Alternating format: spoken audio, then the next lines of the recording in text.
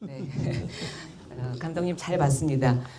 늘 그냥 김동호 위원장님이라고 부르다가 오늘 이렇게 감독으로서 만나 뵙게 됐는데요. 저는 오늘 진행을 맡은 유정아라고 합니다. 네.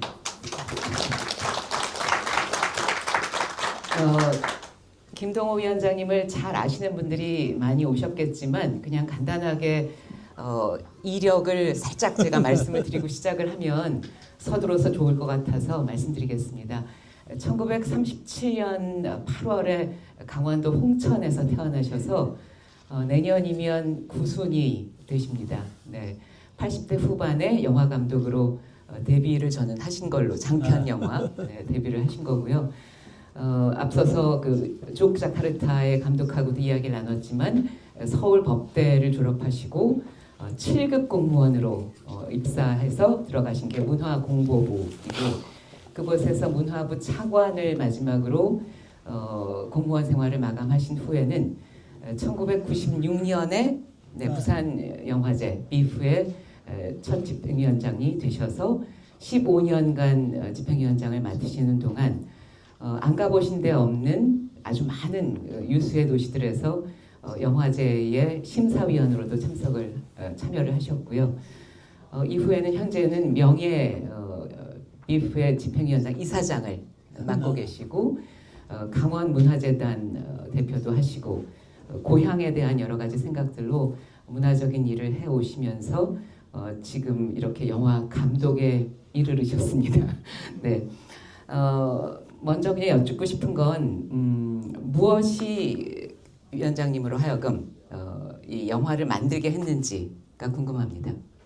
원래는 1700년 전에 고구려가 나당연합군에 의해서 패망한 후에 그 고구려의 고선지라는 장군이 당나라 장군으로 특히 서역정벌 대장을 맡아가지고 그때 이제 사라센 제국에서 당나라를 침범했을 때 그 토벌 대장으로 갔어요.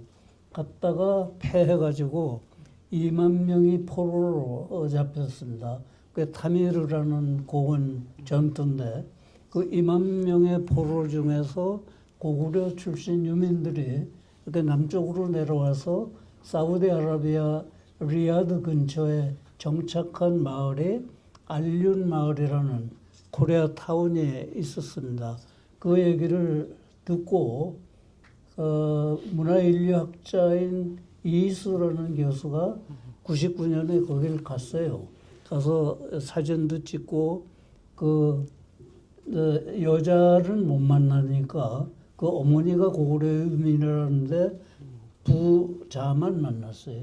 그래서 부자한테 자기 어머니가 그 고구려 유민이다 그런 이야기를 듣고 사진만 찍어 가지고 왔어요. 그래서 그런 게 있으면 제가 다큐멘터리를 가서 찍어야 되겠다. 그렇게 여럿이 있는데 공헌을 했고 그거를 실천하기 위해서 카메라를 샀어요. 근데 그 영화를 가서 다큐를 찍자면 지금의 키르기스탄의 그 타미르 고원까지 가야 되고 그러자면 이게 보통 일이 아니고 또 사우디아라비아에서도 그때 갔던 이수 교수 찍어온 사진을 보면 그 가는데 굉장히 험해요. 그래서 도저히 자신이 없어서 고민하고 있던 차에 2020년 코로나 팬데믹이 되면서 그 후에 정상으로 돌아왔던 2023년만 해도 극장 관객이 확 줄어가지고 2억 2천만 명의 극장 관객이 1,200만으로 반으로 확 줄었어요. 그 작년에는 오히려 또 1,000만 명으로 더 줄었습니다. 1억 명으로. 그래서 이 극장들이 상당히 어려움에 직면해 있고 또 문을 닫는 극장도 생기고 그래서 이제 극장들을 찾아다니면서 그 어려움을 좀 듣고 그리고 카메라에다가 고장 감독들을 만나서 그 해법을 좀 들어보자. 그런 취지에서 이제 국내 고려극장도 갔다 왔고 광주극장도 갔다 왔고 뭐 애무극장도 가고 그러다 보니까 이게 한국만 찾아다닐 게 아니라 그 인도네시아, 말레이시아, 일본, 대만도 들고 가자 해서 찍다 보니까 이 영화가 만들어진 겁니다. 그러니까 요는 어려운 걸 안 하고 쉽게 하셨다는 말씀이신 거네요. 네. 근데 뭐 나중에는 말레이시아도 가시고 족자카르타도 가시고 여기저기 반경을 넓히셨는데 처음에는 1700년 전에 고구려가 멸망할 때는 많이 당황을 해서 제가 잘못 질문을 한 건가 걱정을 했는데 네, 이걸 사셔서 뭔가를 찍으려고 하시는 어떤 목표가 있으셨던 거네요. 근데 결국은 지금의 그 한국이나 전 세계의 영화가 처해 있는 현실, 극장의 실태 이런 것들에 대한 여러 가지 문제 의식이 있었을 텐데 보시는 분들도 다 느끼셨겠지만 여러분들에게 카메라를 들이대서 영화는 뭐하고 너에게 극장은 뭐하냐 질문은 던지셨지만 제 기억으로는 감독님께서는 극장이 나에게 뭔가는 답변해 주시지 않았던 것 같아요. 영화 속에서. 그걸 듣고 싶습니다. 저는 이제 극장이나 영화 그 자체가 하나의 꿈이라고 생각을 합니다.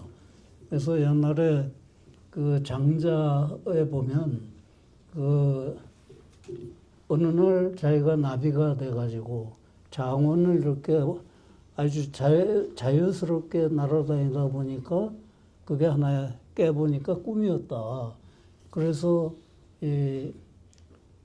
현실 요 자체가 꿈이다 이렇게 표현을 했는데 저는 영화 자체도 하나의 꿈이다.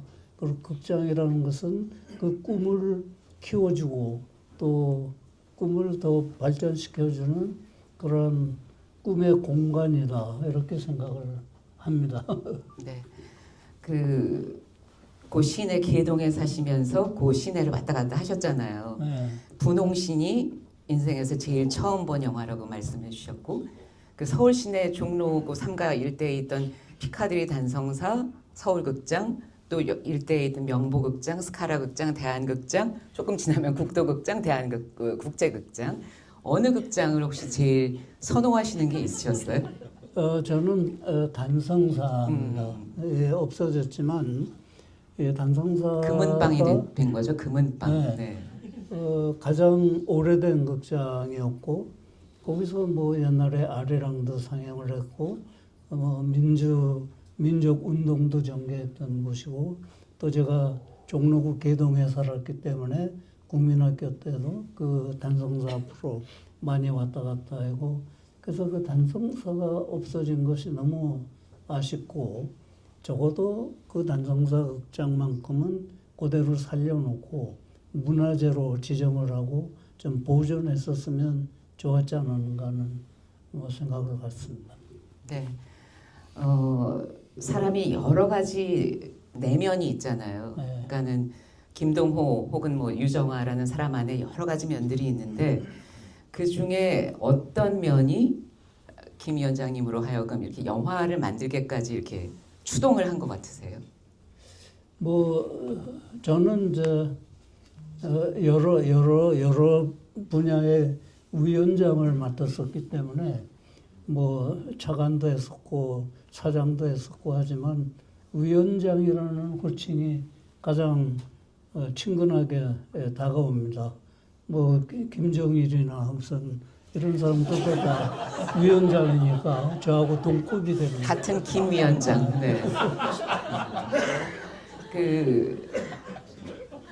김 위원장께서 연락을 취했을 때 혹시 이 영화의 어떤 인터뷰나 그런 것들을 거절한 놈들이 있나요? 네. 네. 기억나는 사람 있으세요? 거절한 사람은 못 봤습니다. 아, 역시. 다만 이제 그 돈이 없어가지고 아시아 지역만 돌아다니면서 인터뷰를 했는데 네. 오히려 유럽 같은 데 가서 좀 거기도 친구들이 많은데 거기까지 좀 넓혔었으면 하는 좀 후회는 있습니다. 네, 제 마이크는 꺼졌습니다. 네, 혹시 관계자가 계시면 네. 저는 사실은 아시아 쪽이 참 많이 나와서 좋다고 생각했거든요. 근데 그게 예산 문제였다는 걸 이렇게 고백을 해주시네요. 뭐 릭백송이라든가 다르덴 형제나 고레에다 전 그 사람이 그 사람이랑 뭐 여러분들이 나오셨는데 그런 분들은 어떻게 연락을 취하셔서 히로가즈? 저는 이제 이걸 찍기 시작하면서 계기마다 이제 뭐 최대한 활용을 했습니다. 여기 저 아트나인의 정상진 대표가 계시지만 이제 도구맨이라는 영화를 수입을 했어요. 쫄딱 망했지만 그것 때문에 그래가지고 그 도구맨을 시사회 할 때 릭 배송이 와 있었어요. 그래서 뭐 좋은 기회다 해가지고 사실은 본 적이 없지만 그 옆에 앉아 있을 때 내가 당신 영화 보고 너무 감동을 받았다. 우리 옛날에 한번 만났다. 만난 일이 없거든. 그러냐고. 그래가지고 인터뷰하자. 그래서 인터뷰를 한 거죠. 너무 그런 식이죠. 그런 식으로 하여간 다르덴 형자 그는 또 전주영화제에서 토니와 로티카라는 영화를 개막작으로 가져왔어요. 그 옆에 앉아서 이제 보는데 저는 처음 봤지만 제가 당신 언제 만났는데 너무 반갑다 그랬더니 자기도 기억한다고. 그래서 그럼 서울에 언제 올라가느냐? 뭐 내일 모레인가 올라간다고. 그럼 서울에서 인터뷰하자. 이제 그런 식으로 그런 식으로. 그래서 많은 사람을 인터뷰할 수가 있었죠. 네, 여러분께서도 보시면서 느끼셨겠지만 어떤 장면이 김동호 위원장님께서 든 카메라로 찍은 거다라는 걸 알 수 있었잖아요, 저희가. 네. 제가 그냥 기억하기로는 임순례 감독님을 늠름하게 바스켓을 약간 아래쪽에서 찍은 그 샷이 아주 인상적이었습니다. 그리고 여기 와 계신데. 네, 알고 있어요. 네. 그리고 김종원 평론가님을 막 새소리도 들리고 뒤쪽이 이렇게 넓고 뭐라 말할 수 없는 처음 보는 원샷이었는데 그런 샷들에 대한 어떤 사전의 치밀한 검토 같은 게 있으셨던 건지도 궁금해요. 아주 순간적으로. 네. 순간적으로 만나고 당신 옛날에 봤다. 그러면 네. 본인도 본 줄 알겠죠. 김종원 평론가님은 제 생각에는 제주도가 고향이다 그런 얘기를 하실 때 뒤에서 새가 지저귀고 약간 이쪽이 더 넓고 이쪽은 좀 좁고 뭐 그런 어떤 구도가 참 저는 잘 어울렸다고 어디서도 본 적이 없는 아주 개성 있는 샷이었다고 저는 생각이 들었거든요. 사실은 김동호 위원장님이 카메라를 들고 계시고 김동호 위원장님을 쫓아가는 카메라가 있고 네. 그 카메라가 투샷을 찍을 때가 있거나 혹은 그 인터뷰이의 원샷을 찍거나 그런 장면들이었어요. 일본에 갔을 때는 제가 카메라 들고 다녔지만 여기 아트나인에 주의 이사가 계신데 그분이 이제 일본에서 공부를 해서 일어를 굉장히 잘하세요. 네. 그래서 일본 같이 가가지고 그분의 도움을 또 많이 받고 그래서 인터뷰할 때는 더러 그분이 이제 제 카메라를 갖고 저를 찍기도 하고 또 대만 같은 데는 가서 카메라맨을 아예 하나 샀어요. 네. 그래서 이제 제가 인터뷰하는 장면을 찍게 하고 이제 그런 식으로 그때마다 좀 임기응변식으로 대처를 해서 찍었습니다. 네.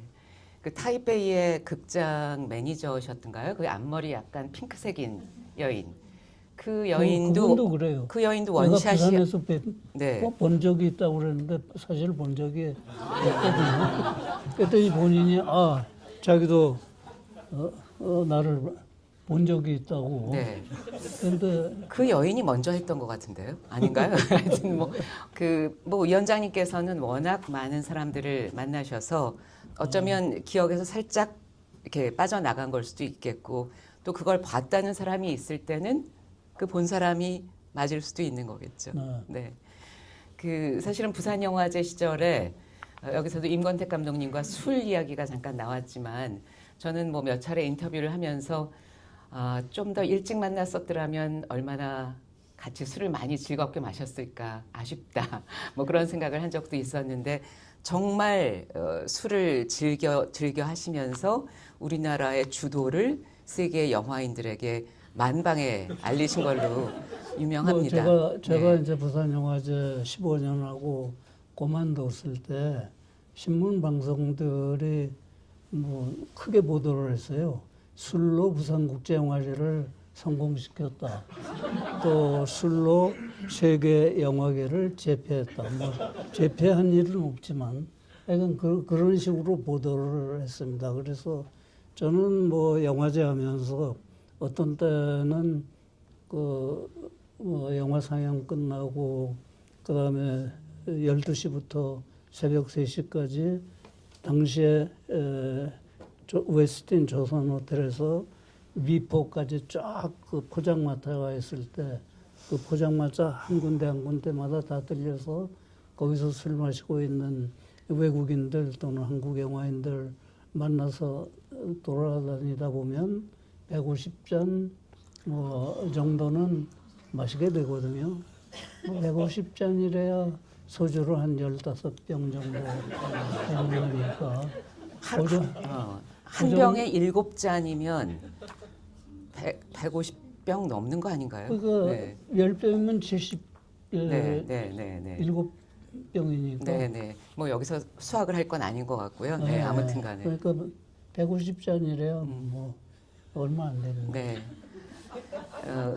그때 그렇게 술을 드신 거가 진짜 좋아서 드신 건지 아니면 정말 어떤 일을 잘 도모해 보기 위한 노력에서 아니 하신 저는 건지. 좋아서 술을 마신 건 아니고 분위기로 마셨습니다. 그래서 이렇게 두 사람이 있으면 상대방이 공안 마시자고 떨어질 때까지 계속하고 그러다 보면 이제 보통 한 자리에서 한 5병, 7병 정도는 그냥 눈 깜짝할 사이에 없어지니까 그러니까 그래서 상대방이 이제 손 들면 저도 이제 끝이고.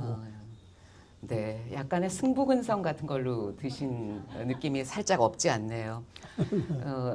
뭐 저는 이제 뭐 믿거나 말고지만 3살 때부터 술을 마셨다고 하니까 술이 인해 박여가지고. 그 얘기 잠깐 해주시겠어요? 3살 때 술 마신 이야기. 네. 3살 때 술 마신 이야기. 그는 돌아가신 손친이 그 약주를 많이 하셨어요.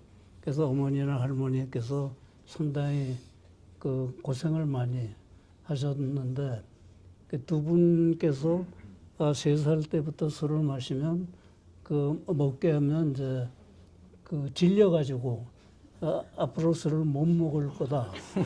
그래서 3살 때부터 마시게 했다는 거죠. 그게 저로서는 이제 내성이 커져가지고 3살 때부터 웬만한 술은 다 뭐 마셔도 취하지 않을 정도로 내성이 생긴 거죠. 네. 그 인생에서 좀 한가할 때, 생활이 한가할 때 뭘 하시면서 시간을 보내세요? 뭐 한가하면 낮잠도 자기도 하고 뭐 하지만 제가 하나도 성취한 거는 없지만 이것저것 손을 대다 보니까 뭐 조금씩은 다 하거든요. 뭐 예컨대 서예도 하고 또 뭐 도로 사격도 하고 뭐 테니스도 치고. 근데 가장 몰두했던 거는 테니스를 좀 우직하게 쳐가지고 그래서 건강에 도움은 됐지만 55년, 70년부터 쳤으니까 건강에 도움은 됐지만 무릎이 다 나가가지고 지금 이제 겨우 걸어 다니고 있죠. 그래서 테니스 하면은 거의 미치다시피 했었으니까요.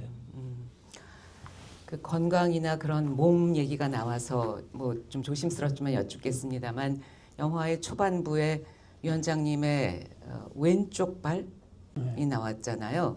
발의 모양이 제가 돈이 없어가지고 네. 그 발에 딱 맞는 운동화를 그 살 수가 없어가지고 그냥 기성 제품 되는 대로 사다 보니까 이게 발에 압박을 받아가지고 그래서 여기가 좀 튀어나왔죠. 걸으시는 데는 괜찮으시고요. 별 지장은 없어요. 네. 앞서서 그러니까 고선지 장군 그 사람이 사실은 탈라스 전투에서 지고 그게 제지술까지 서양으로 넘어가게 된 그 계기잖아요. 고선지 제일 첫 번째 말씀하셨던 고구려의 유민 그래서 당나라 사람 그래서 그걸 그들이 리야드 근처까지 가서 그거 찍으시려다가 이거가 된 거잖아요. 네. 그래서 앞으로 그러면 다시 한번 그걸 찍기 위해서 가고 싶으신 생각이 있으신지요? 아유 제 나이가 90인데 뭘 지금 뭐 새로운 일을 하겠습니까? 그러나 하여간 굉장히 흥미있는 소재인 것만은 틀림이 없어요. 만약에 제가 한 10년 전쯤 돌아간다면 그거를 찍어가지고 방송용으로 이렇게 한 10편 정도 이렇게 찍으면 좋지 않을까 하는 생각입니다. 네. 객석에 계신 여러분께 질문하실 시간을 좀 드리도록 하겠습니다. 생각이 나시는 분은 손을 들어주시면 저희가 마이크를 들고 이동할게요.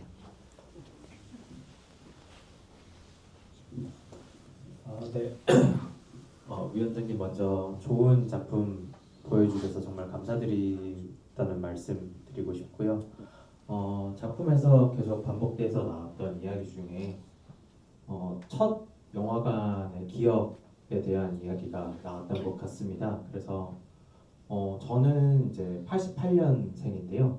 이제 38살 정도 됐는데 제가 처음 영화관에 갔던 게 1994년에 스티븐 스필버그 감독의 쥬라기 공원을 처음 봤었습니다. 그래서 사실 그때 당시 이제 등급으로는 사실 7살짜리가 보면 안 되는 영화였던 것 같은데 부모님이 그냥 이렇게 데려갔던 것 같아요. 근데 그 영화에서 보면은 중간에 이제 그 공룡들을 이렇게 가두어 놓은 전기 펜스 같은 게 있고 이제 그 일행들이 그리고 아이들이 이렇게 전기 펜스를 잠시 전기가 끊어진 상태에서 이렇게 넘어가는 장면이 나오는데 그게 계속 이제 긴장감이 올라가거든요. 다른 장소에서는 전기를 이제 하나씩 레버를 올리는 장면이 있었습니다. 근데 제가 7살 때 거기에 너무 몰입한 나머지 막 그 영화관의 객석에서 벌떡 일어나서 빨리 뛰어 이런 소리를 지르고 그랬던 장면이 갑자기 문득 떠올랐습니다. 근데 그게 벌써 30년 전인데 지금의 영화관 풍경이랑은 되게 다르다고 느껴졌던 게 저는 이제 30대 후반에 이제 창작자로서 활동을 하고 있지만 문득 그때 옆에 앉아있던 다른 사람들이 어른들이 제가 꿈을 꿀 수 있을 수 있도록 기다려줬던 것 같아요. 그래서 저에게 영화관은 사랑을 줬던 공간이구나라는 거를 좀 느꼈고 그 기억을 다시 떠올리게 해주셔서 정말 감사드린다고 말씀드리고 싶고요. 그리고 위원장님 나이가 제가 됐을 때 과연 어떤 이야기를 하고 싶을까 그리고 그런 의미를 어떤 다음 세대에게 전달할 수 있을까 약간 이런 생각도 하게 되었습니다. 그래서 이제 위원장님과 제 나이가 터울이 한 50년 정도 차이가 있는데 만약 지금 시점에 위원장님께 50년의 시간이 더 주어진다면 혹시 어떤 이야기를 하시고 싶으실지 그 부분이 좀 궁금할 것 같습니다. 글쎄요, 50년 전으로 돌아가서 어떤 이야기를 하고 담을 것이냐 하는 것은 뭐 그때 상황을 봐가지고 해야 되겠죠. 그러니까 위원장을 계속 하고 계시면 찍고 아니면 안 찍고 아니에요. 농담드렸습니다. 네. 그래서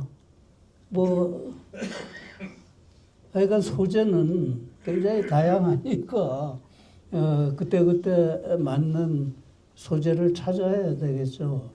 근데 저는 영화라는 것은 이것처럼 그렇게 없게 만들면 안 되고, 좀 영화라는 것은 좀 재밌어야 된다고 생각을 하거든요.